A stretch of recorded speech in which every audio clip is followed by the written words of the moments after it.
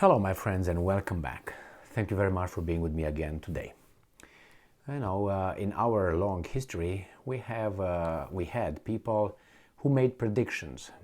We had, the astrologists. They looked at the stars and they made the zodiacs, and they came up with all kind of predictions and all that, characteristics and attributes and so on. Nowadays, we have intelligence community. The intelligence community officers, they make predictions or they give you information. The information they give you, they're supposed to give you the information based on evidence and sources, credible sources. I know that for at least an information to be considered, it has to be verified by 3 independent sources. That's how it is.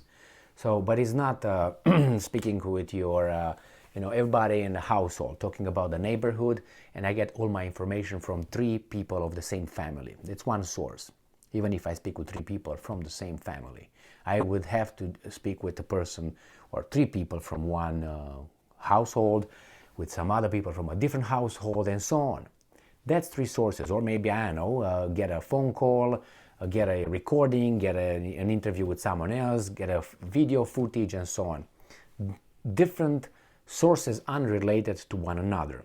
This is how it used to work. I don't know how it's working right now, but I think it should work the same way because it's still intelligence community.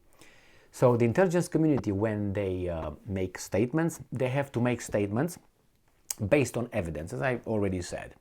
Unless they are meant to use the other department, which is the disinformation department. They have this kind of departments where they obviously give the wrong information, so the enemy gets confused and doesn't know which one is the reality anymore. Only the department and all the sources they need to receive the accurate information are provided that information. And sometimes it's codified.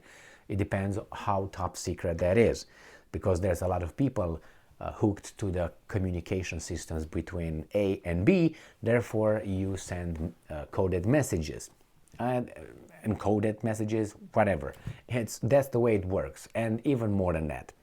So in this case, when the intelligence community comes out and says, "We know what, it's going to be raining," well, they kind of have to know exactly when the rain is going to start, how the rain is going to be, for how long, and all that, from what direction. And I'm not talking about the meteorologist here. I just gave you an example. When they come with information, they have to give you a lot of exact data, information. That's why they are the intelligence community and not, they're not a massage community or departments or however you want to call them. So I have here an article coming from Ukraine, and we have a Ukrainian big shot, I think it's Danilov, who's going to tell us, is going to give us an information. But the information he gives us is so evasive, so you'll see. It's not information, it's,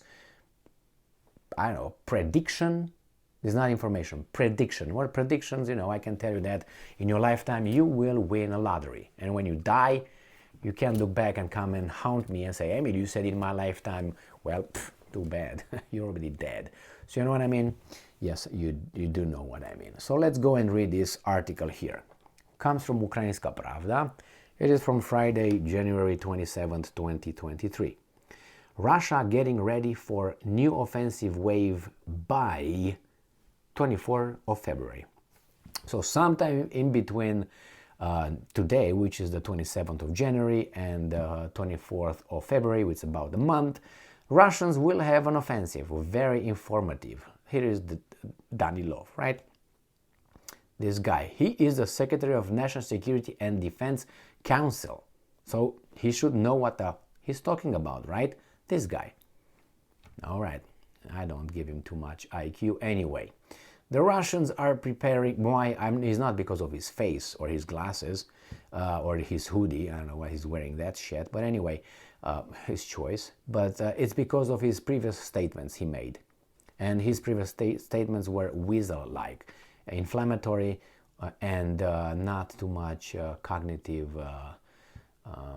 abilities there. But anyway, That's me. I have the right to make my assessments, and as you have your right to make your assessments about everybody, including me. The Russians are preparing for a new wave of offensive in Ukraine until 24th of February and are scouting the defense capabilities of Ukraine's armed forces of Ukraine on the Zaporozhye front. Now, why is it February 24th? Because they're going to conduct a little anniversary. Oleksiy Danilov, Secretary of the National Security and Defense Council of Ukraine, said on air with Radio Liberty. And I'm quoting, now they are preparing for maximum activation, taking into account the fact that these are people from the USSR, and they believe that by the anniversary they should have some achievements. Man, you talk about USSR. The USSR disintegrated in 1991. It's 32 years ago. What are you talking about? That's a generation. I mean, yes.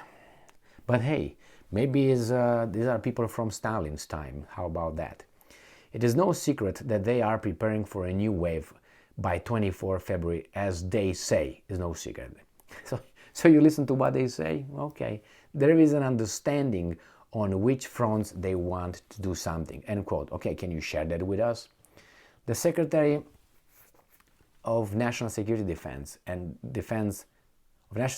Defense Council noted that firstly, the invaders have a goal in the Donetsk and Luhansk Oblast, obviously, which is to completely go beyond the borders of the oblast. No, I don't know. They never said that. The only thing they said, if you guys get long-range missiles, we have to push you back in towards west, so your so-called defense systems missiles could not reach our territory. So if your range is 100 miles, probably the Russians will conquer at least 100 miles to the west of these borders of Donetsk and Luhansk. That's what it is. They say it, Lavrov said it. Well, he could lie, obviously, right? Anyway, but this is what they explained. In addition, as Danilov reported, the Russian military has been scouting for defense capabilities of Ukrainian forces on the Zaporozhye front for a week. They do this all the time. I have to tell you that, because over there is not quiet. It's not quiet on the Western Front. It's always something happening. So you need scouts to go and check it out in order to assess the possibility of an offensive. It's basic military strategy. What the hell is this guy talking about?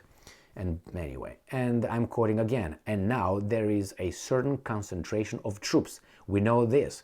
We understand what is happening in the Russian Federation in this regard, end quote. He said, correct. There's a big concentration of troops in Zaporozhye. I know that too, from here, from 7,000 miles away from you guys. And I wonder how do they have still personnel. I thought they don't want to join the military over there. At the same time, the Secretary of the National Security and Defense Council stated that Russia already understands that their chances of winning the war against Ukraine are zero. Okay, can you bring evidence to support your statement, Danilov? Crickets, crickets, crickets. Yeah, I thought so. So he's a master BS guy, but unfortunately BS with a certain kind of IQ. And I don't think we are part of his little IQ that he's talking to.